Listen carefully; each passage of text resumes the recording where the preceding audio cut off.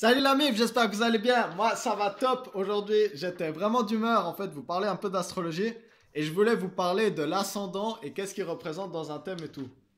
Et en fait, c'était marrant parce que j'ai commencé à faire la vidéo et puis alors j'allais vous parler des personnalités, de tous ces trucs que j'étudie depuis un moment. Et puis tout d'un coup, j'étais là, mais c'est quoi l'ascendant? J'ai jamais compris en fait ce que c'était par rapport au ciel, justement. Ok, Jupiter est en Capricorne, on arrive à comprendre dans la position du ciel en fait. Mais l'ascendant, du coup, je captais pas le rapport avec les heures. Du coup, je suis allé voir et c'est super intéressant. J'ai enfin compris. J'ai dû rechercher, mais j'ai enfin compris. Alors, si vous voulez, il y a le Soleil qui est au centre de notre système solaire, si jamais vous aviez des doutes. En tout cas, c'est la théorie la plus couramment utilisée.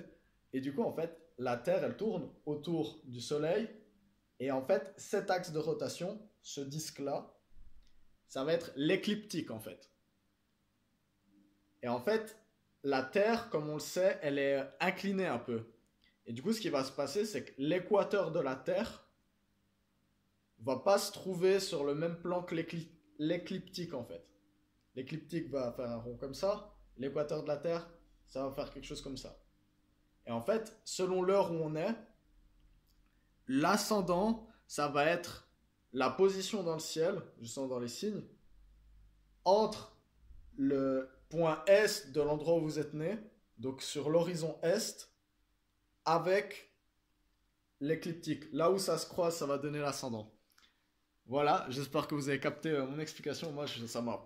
J'ai enfin capté ce moment où tu comprends un truc. C'est vraiment, moi, c'est quelque chose que j'aime beaucoup. Ça, c'est sûrement à cause de mon Gémeaux.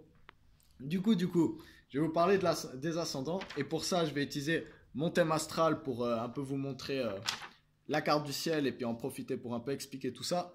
Et j'espère avec ça que vous comprendrez un peu mieux qu'est-ce que c'est l'ascendant parce que c'est quelque chose de très très important dans un thème astral. Il faut savoir que jusque, si je dis pas de bêtises, dans les années 1800, l'ascendant c'était le signe principal. Si on disait lui il est né sous le signe du bélier, ça veut dire qu'il était ascendant bélier en fait. Ça veut pas dire que c'était le signe solaire, c'est venu plus tard en fait que c'est devenu plus important le signe solaire. Alors, donc dans un thème astral, si vous précisez l'heure où vous êtes né justement, ça va vous calculer automatiquement l'ascendant. Donc je rappelle par exemple AstroThem, je suis pas sponsor mais voilà, il gère bien. AstroThem, vous pouvez calculer tout ça, vous mettez votre nom, votre date de naissance, l'heure exacte à la minute près, c'est important, et la ville. Bon, évidemment, si vous ne savez pas, le plus proche possible, hein.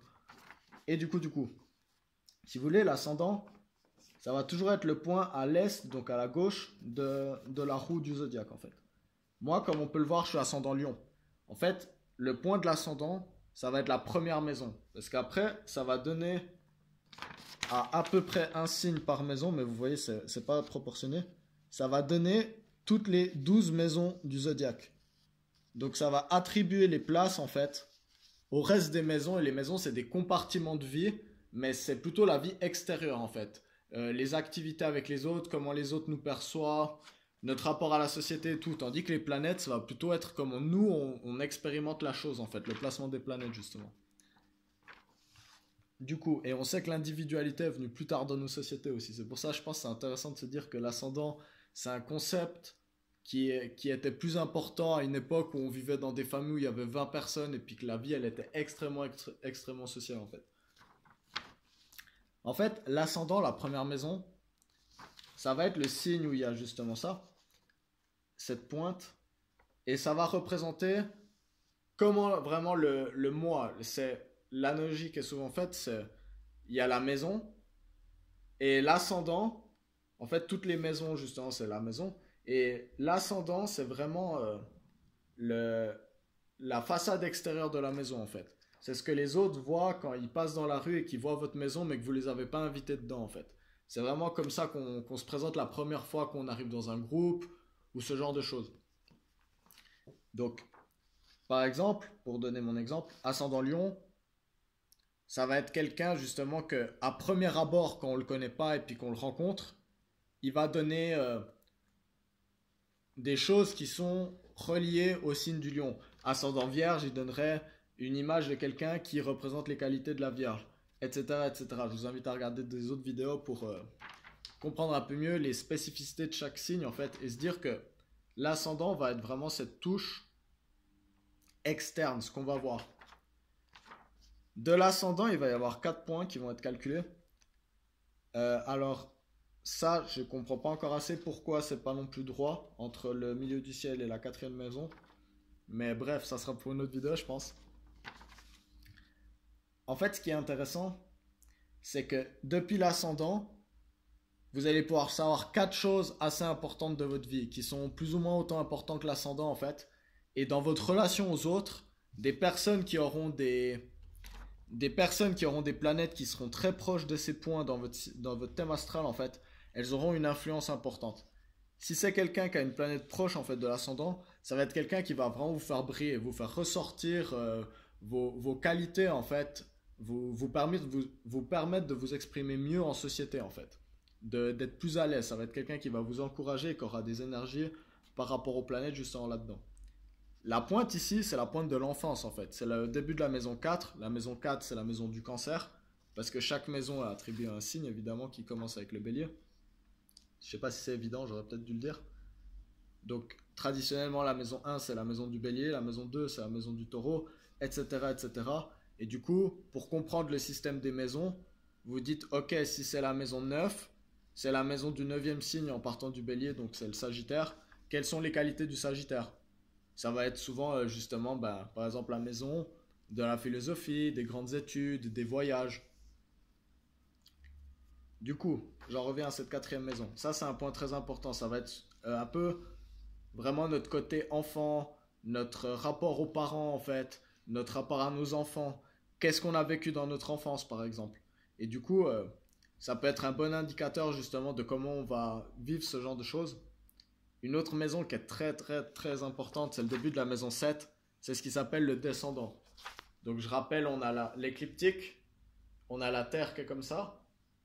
Le point Est, c'est justement là où ça se croise. Le point Est, ça va être l'ascendant, le rapport à moi.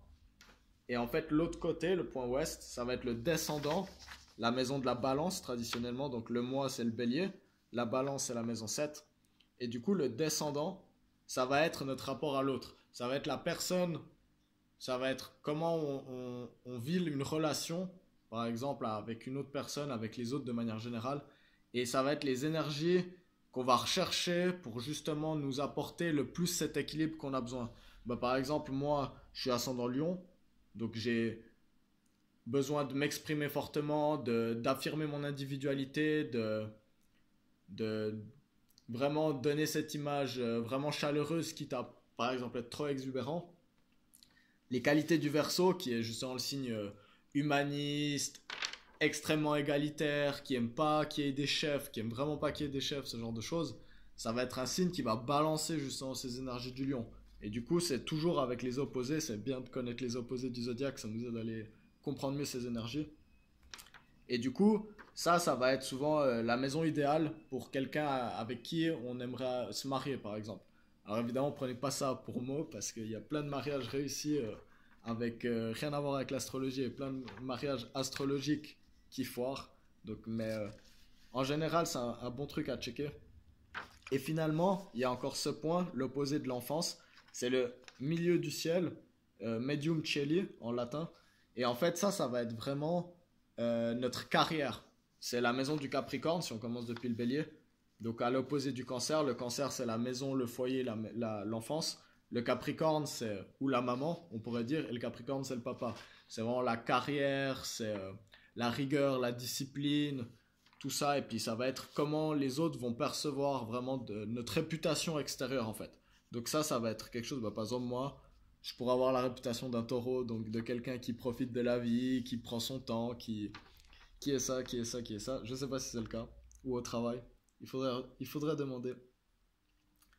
Et du coup, après, vous pouvez regarder toutes les maisons à partir de ça.